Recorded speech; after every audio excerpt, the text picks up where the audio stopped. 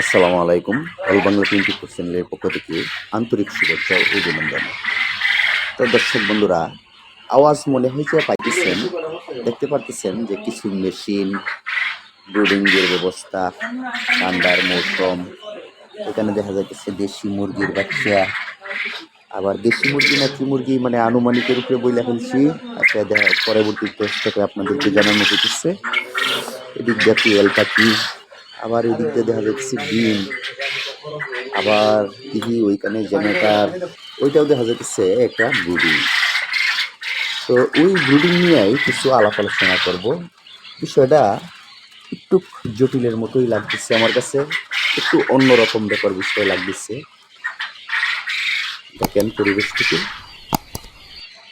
ওই সাইড দিয়া, অর্থাৎ পূর্ব সাইড দিয়ে দেখেন নেট দেওয়া আছে। নেটের পরে ওই যে ওই ক্যাটাগরির যে কম্বলগুলি আছে বাজারে কিনতে পাওয়া যায়, এই কম্বল দিয়ে দিচ্ছে নেটের উপর দিয়ে।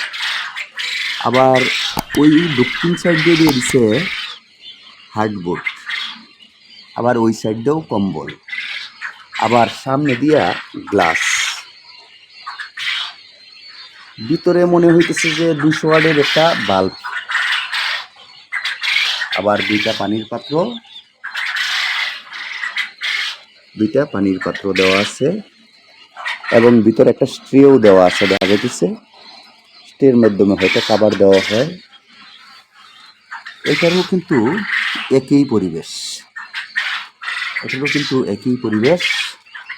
আবার ওইখানে দেখা যাচ্ছে একটা কি জানি দেখা যাচ্ছে। যাই হোক, পরবর্তীতে বলতেছি আপনাদেরকে।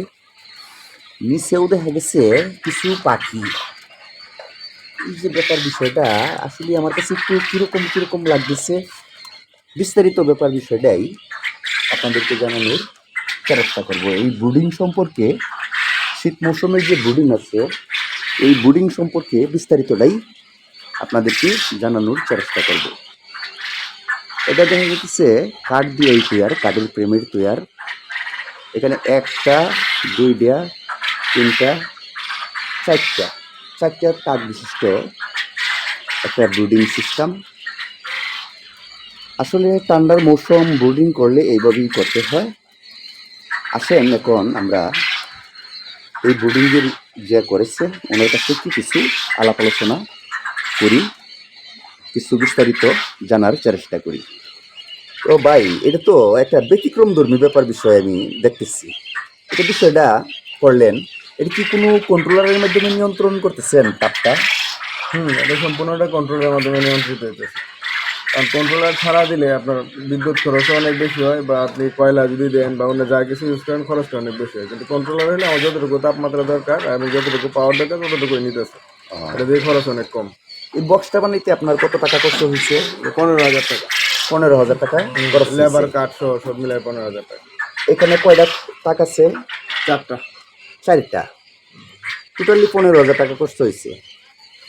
কতগুলি বাচ্চা আটে? প্রতিটা থেকে 500 করে। 500 করিয়া, তাহলে 2,000 বাচ্চা ব্রুডিং করা একসাথে সম্ভব।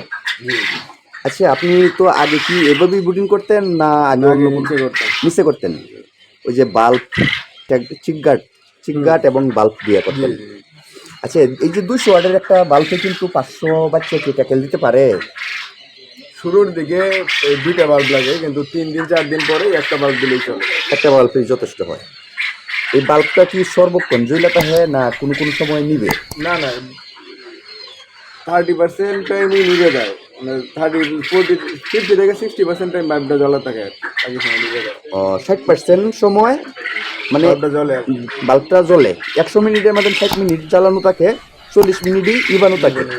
অটোমেটিকলি নিভে যায়, টেম্পারেচার যখন উঠে যায় তখন আবার। ও, ওই দিকটা দেখা যাচ্ছে কন্ট্রোলার দিয়ে রাখছেন। এই কন্ট্রোলারের মাধ্যমে নিয়ন্ত্রণ করা হইতেছে। আবার দেখি একটা সুইচও আছে।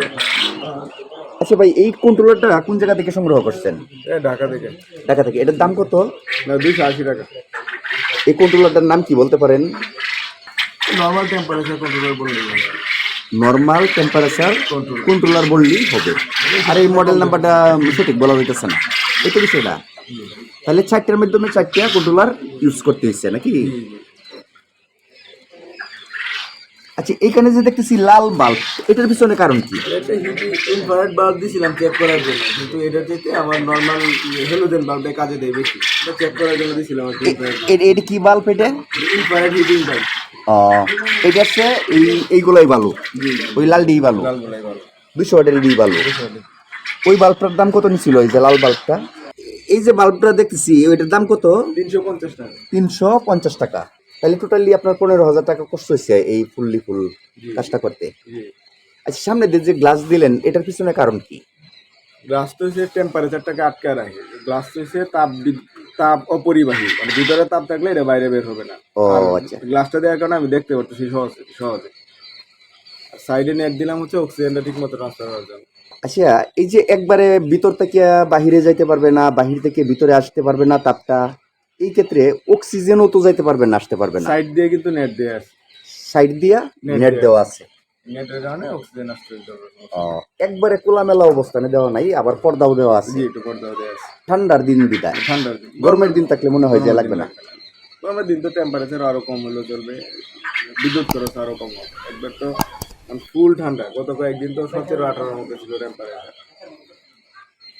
তাইলে আপনি যে এটা তৈরি করছেন, তৈরি করাতে আপনার কাছে কিরকম লাগতেছে? মানে আগের তুলনায় কি ভালো প্রোডাকশন আসতেছে বা ভালো হইতেছে এরকম মাটিতে কিছু? করলে হয় কি, অনেক ঝামেলা থাকে, অনেক বাচ্চা মারা যায়। আর এখন তো এই যে উপরে 500, 1000 থেকে মাত্র শুনলাম 8টা বাচ্চা মারা গেছে। মানে এই 2000 বাচ্চা থেকে 8টা বাচ্চা মারা গেছে, আর বাকি সব বাচ্চাই ঠিক আছে। সর্বোচ্চ ঠিক আছে। আর মাটিতে করলে কোনো না কোনো ঝামেলা থাকেই, ওগুলা মানে মর্টালিটি রেটও বেশি থাকে, অনেক ঝামেলা থাকে। আর বারবার এই কয়লা চেঞ্জ করতে হয়, না হয় এদিক দিয়ে মানে বাতাস এসে পড়ে, ঝামেলা একটা থাকে। এটা আমার কাছে খুব বর্জন মনে হয়েছে। এটা কিন্তু একটা স্মার্ট কাজ আমার কাছে মনে হয়েছে, এই জন্য ব্যবহার রাখছে। কতদিন ধরে আপনি কোয়েল পাখির চাষ করতেছেন? কোয়েল পাখির চাষ হচ্ছে প্রায় 1 বছর। 1 বছর। আপনি কি নিজেই ডিম থেকে বাচ্চা উৎপাদন করতেছেন? তো ওইখানে দেখতেছি ডিম পাড়া পাখি, এখানে ডিম পাড়া পাখি কতগুলি? এখানে ডিম পাড়া পাখি আছে হচ্ছে আমার ডিম আছে হচ্ছে 300। বুঝ ডিম পাড়া পাখি হচ্ছে 20 দিনের জন্য 300 পাখি আছে। 20 ডিমের জন্য 300 পাখি আছে। আচ্ছা, 300 পাখি কতগুলি ডিম দিতেছে? 300 পাখি আমার এই প্রায় 80% উপরে। 87-8%। তো এই ডিম কি আপনি নিজেই ফুটান? হ্যাঁ, মেশিনের সাহায্যে ফুটান কি? আর এইগুলা কি বুঝ ডিম? না এগুলো 20 দিন। এগুলো হচ্ছে 20 ডিম। আর ওই সাইডের ডিম, ওই ডিম, এগুলো সবগুলাই 20 ডিম। তো আপনার ডিম আপনি সংগ্রহ করে নিতেছেন, আপনার পাখি থেকেই সংগ্রহ করতেছেন। আচ্ছা, আপনি কি আউটে বাচ্চা বিক্রি করেন? হ্যাঁ, বাইরে বাচ্চা বিক্রি করেন? বিক্রি করি। 100 বাচ্চার মূল্য কত? এটা আসলে ইয়ার উপরে ডিপেন্ড করে, আপনার কতদিন বয়স সেটার উপরে ডিপেন্ড করে। আচ্ছা, একদিন বয়সের যে বাচ্চাগুলি আছে, এই বাচ্চাগুলি কত রেট বিক্রি করতেছেন? শীতের দিন একটু বেশি থাকে 8 টাকা, আর নাহলে 7 টাকা 8 টাকা আর কি। শীতের দিনে একটু বেশি থাকে, 8 টাকা থাকে, আর নাইলে 7 টাকা 6 টাকা এরকমও বিক্রি করতে হয় বা বিক্রি করেন। আপনি যে এই ব্যবসাটা করতেছেন, আপনি কি লাভবান না লসের দিকে? লস হলে তার দুদিন করতে পারতাম না, লাভ তো অবশ্যই। 1 বছর ধরে করতেছেন।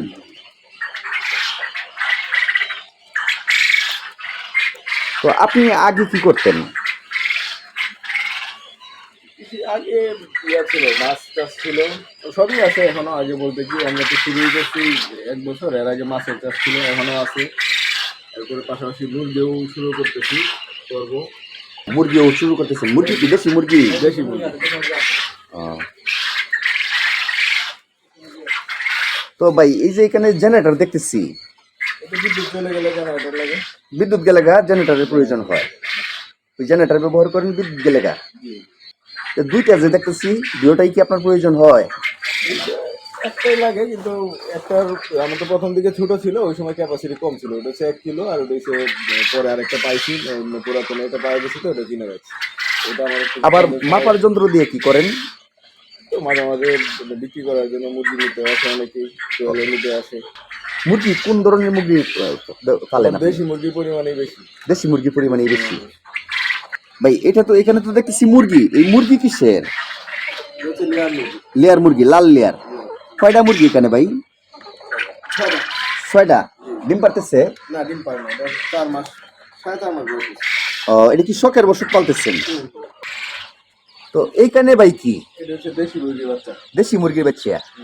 এগুলো কি একদিন বয়সের বাচ্চা বিক্রি করেন? হ্যাঁ একদম এরকম। এই কত রেটে বিক্রি করেন এগুলা? 40 টাকা পিস। এগুলা ডিম কালেকশন করছেন কোন জায়গা থেকে? ওগুলো আমার কিছু লোক আছে, ওরাই দিয়ে দেয়। আর নিজেরও কিছু আছে, দেখা যায়। আপনি আপনার কাছে কি রেগুলার মানে সব সময় পাওয়া যায় এই দেশি মুরগি বাচ্চা? এখানে কতগুলি বাচ্চা আছে? এখানে আছে 400। এই বাচ্চাগুলি বিক্রি হচ্ছে না? না এগুলা এখনো বিক্রি করি নাই, করবো। বিক্রি করবেন?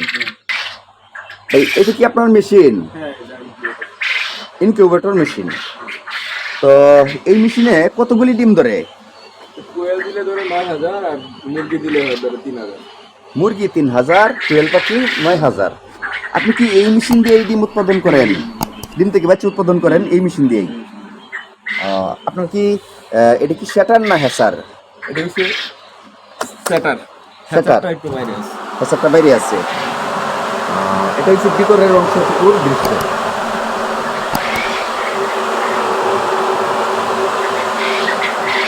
ডিম কুয়েল পাখি এবং মুরগির যে ডিম দুটোটা যে একসাথে দিচ্ছেন, এতে করে না এতে করে কোনো প্রকার সমস্যা অসুবিধা হয় না? আমার 450টা বাচ্চা থেকে 420টা ডিম হয়েছে। মুরগি জি। মুরগির ডিম দিছিলাম 450টা, এখানে 420টার মতো ফুটছে, 90% মতো ডিম বাচ্চা ফুটছে। কোয়েলও আমার এরকম 90% কাছে আছে, 90%। তো দর্শক বন্ধুরা, এখানে তো মোটামুটি ভালোই একটা পরিবেশ। আপনাদেরকে দেশি মুরগি, উনি কিছু দেশি মুরগি লালন পালন করছে, এই দেশি মুরগিগুলো আপনাদেরকে দেখাবো। আর ওই দেশি মুরগি দেখার জন্য আমন্ত্রণ রইল। আর একটা বিশেষ করে কথা হলো, আপনারা অনেকেই হয়তো কোয়েল পাখির বাচ্চা, মুরগির বাচ্চা এইসব তার প্রয়োজন হয়। এখানে লোকেশনটা আমি ওনার কাছে জিজ্ঞাসা করতেছি। ভাই আপনার ঠিকানাটা একটু যদি বলতেন। আপনার গ্রামের নাম কি? আপনার এলাকাটার নাম কি? হচ্ছে মানে কালিয়ান গ্রাম, আশাবাড়ি ইউনিয়ন, কালিয়ান গ্রাম। থানা কোন তারপর ঈশ্বরগঞ্জ থানা। ঈশ্বরগঞ্জ থানা 18 ইউনিয়ন, কালিয়ান গ্রাম, বুইয়াবাড়ি। আপনার নাম কি? তাশরিফ। জি। তাশরিফ ভুইয়া। তাশরিফুল ইসলাম। এখানে আছে তাশরিফ বললে, বুইয়াবাড়ি তাশরিফ বললে যে কেউ চিনবে। আচ্ছা, এই মসজিদের কাছে আসে, রাস্তার কাছে আসে, মসজিদের কাছে আসে বললেই হবে। তো এই ক্ষেত্রে তো আরেকটু সহজ হবে। আপনার কি মোবাইল নাম্বার চালান না? মোবাইল চালান না? 017 133 211। নাম্বারটা আবার বলেন। 01722 133 211। এই নাম্বারেই আপনার সাথে যোগাযোগ করতে পারবে। আপনার ব্রিজ কতদিন পর পর নামে? কোয়েল পাখির বাচ্চার ব্রিজ 5 দিন পরে পরেই নামে। যে কয়দিন বয়সে নিতে চায় তারে সেই কয়দিন বয়সেই আপনি দিতে পারেন। তো দর্শক বন্ধুরা, এই হইল গা দেশি মুরগি। দেশি মুরগির দৃশ্যটুকু দেখে নেন।